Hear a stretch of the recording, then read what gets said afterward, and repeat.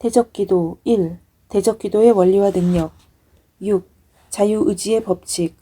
악한 영들은 실제적으로 움직이며 역사합니다. 그들은 우리가 알지 못하는 동안 살며시 들어와 우리의 삶 속에서 갖가지 불편함과 고통과 문제거리를 심어 놓습니다. 우리는 어떻게 그들을 혼내주고 쫓아낼 수 있을까요? 그것은 그리 어려운 일이 아닙니다. 악한 영들을 쫓아내는 능력을 얻기 위해서 산속으로 들어가서 무공을 쌓거나 그래야 하는 것은 아닙니다. 그것은 아주 간단합니다. 먼저 우리의 삶 속에서 역사하고 있는 그들을 발견하는 것입니다.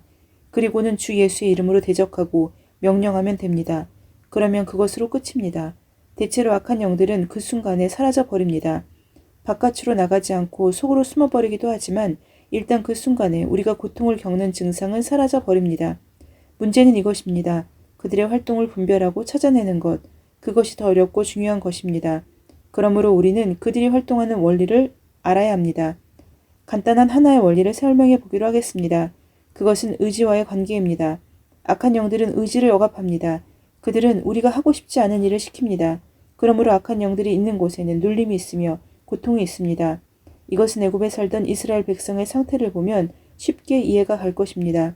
이스라엘 백성은 이미 하나님과 언약을 맺은 약속된 하나님의 백성입니다. 그들에게는 약속의 땅이 있었습니다. 그러나 애굽에 살던 이스라엘 백성은 아직 약속의 땅을 얻지 못했습니다. 아니 약속의 땅을 향해 출발도 하지 못하고 있었습니다. 그들은 애굽에서 노예로 있으면서 바로의 잔악한 통치 아래서 고생하고 있었습니다.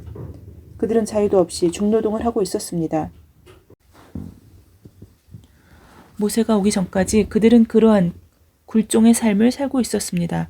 그러한 그들의 모습은 오늘날 영적으로 묶여있는 많은 그리스도인들의 영적 상태를 보여주는 것입니다. 그들에게는 하나님의 약속의 말씀이 있고 그 약속의 권능과 자유가 있으나 그들은 자신이 묶여있다는 사실조차도 모릅니다. 영적 전쟁이 있다는 사실조차 개념으로 이해하고 있을 뿐 잘 모릅니다. 다만 세상 살아가는 것이 고생이며 힘든 것이라는 정도로 이해하고 있을 뿐입니다. 그들은 억압 속에서 묶여 살면서도 그 배후에 악령들의 공격이 있는 것을 알지 못하고 묶여서 노예처럼 삽니다. 그들이 영적인 눈을 뜨기 시작하게 되면 그들은 비로소 자유와 해방이 무엇인지 알게 될 것입니다. 악한 영들에게 묶여 있을 때 그리스도인들은 노예처럼 살게 됩니다. 그들의 의지는 자유롭지 않습니다. 그들은 항상 무엇을 하겠다고 결심하지만 거기에서 벗어나지 못합니다. 그들은 자신이 고치겠다고 버리겠다고 결심한 악한 습관을 버리지 못합니다. 그들은 후회하고 울고 또 기도하지만 여전히 악한 죄에서 벗어나지 못합니다. 그 이유는 무엇일까요? 무엇인가 악한 존재가 그를 누르고 있기 때문입니다. 많은 이들이 중독에 빠져 있습니다. 그들은 거기서 나오려고 애를 씁니다. 하지만 나오지 못합니다. 그들보다 강한 어떤 자가 그를 누르고 있기 때문입니다. 바로가 이스라엘 백성을 통치하며 채찍으로 때리면서 성들을 건축하게 시킨 것처럼 오늘날도 많은 그리스도인들은 악한 영들의 채찍을 맞으며 살고 있습니다. 다만 그들은 그렇게 맞고 있으면서도 자신이 맞는지조차도 모릅니다. 누가 자신을 때리고 있는지도 모릅니다. 다만 자신의 의지가 약하다고 하소연할 뿐입니다. 나는 어떤 신실한 형제가 식탐으로 인하여 고통하는 것을 본 적이 있습니다. 그는 식욕을 절제할 수 없다고 말했습니다. 그는 심지어 울면서 빵을 먹는다고 했습니다. 다시는 먹지 않겠다고 후회하지만 결국에는 먹게 된다는 것입니다. 어떤 이들은 술에 대해서, 어떤 이들은 도박에 대해서, 어떤 이들은 음란의 문제에 대해서 이런 식의 묶임을 가지고 있습니다. 그들은 자유롭지 않습니다. 그들의 의지는 묶여 있습니다. 과연 그 배후에 누가 있는 것일까요? 그것은 악한 영들입니다. 그들의 정체에 대해서 알게 될 때, 그리고 그들을 깨뜨리는 무기에 대해서 알게 될 때 우리는 자유함을 얻을 수 있게 될 것입니다. 의지의 억압에 대해서 생각해 보기로 합시다. 의지가 원래 태어날 때부터 약한 사람이 있는 것일까요? 아니면 의지는 멸정한데 누군가 방해하는 존재가 있는 것일까요? 옳은 답은 후자입니다. 설명을 위해 간단한 예를 들어봅시다. 여기 어떤 사람이 손을 움직이려고 한다고 합시다. 아무도 없다면 그는 자유롭게 손을 움직일 수 있을 것입니다.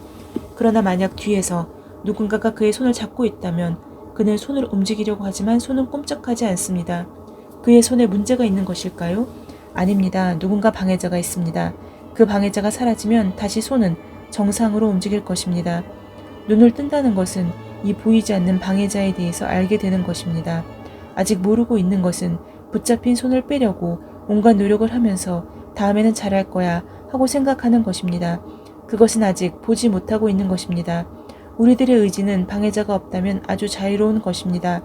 만약 자유롭지 않다면 그것은 누군가가 우리의 의지를 억압하고 있는 것입니다. 이 우주 안에서 세 종류의 인격이 있습니다. 한 분은 하나님, 주님이십니다. 다른 하나는 인간, 사람들입니다. 그리고 또 다른 존재가 있는데 이는 마귀, 악한 영들의 존재입니다. 각 존재의 인격은 의지에 대해서 독특한 성격을 가지고 있습니다. 첫째, 하나님의 의지는 우리의 인격과 의지를 억압하지 않으십니다. 그분은 우리의 마음속에 감동, 감화를 일으키시지만 결코 우리의 의지를 억압하거나 강제하지 않으십니다. 그분은 우리의 인격과 자유를 존중하십니다. 둘째, 사람들은 자유의지를 가지고 있습니다. 사람들은 하나님으로부터 자유의지를 부여받았으며 자신이 원하는 것을 선택할 수 있습니다. 사람은 원할 때 말할 수 있고 움직일 수 있으며 생각할 수 있고 잠잘 수 있습니다. 이것이 사람입니다. 셋째, 마귀는 하나님과 반대의 속성을 가지고 있습니다. 그들은 인간의 의지를 억압합니다.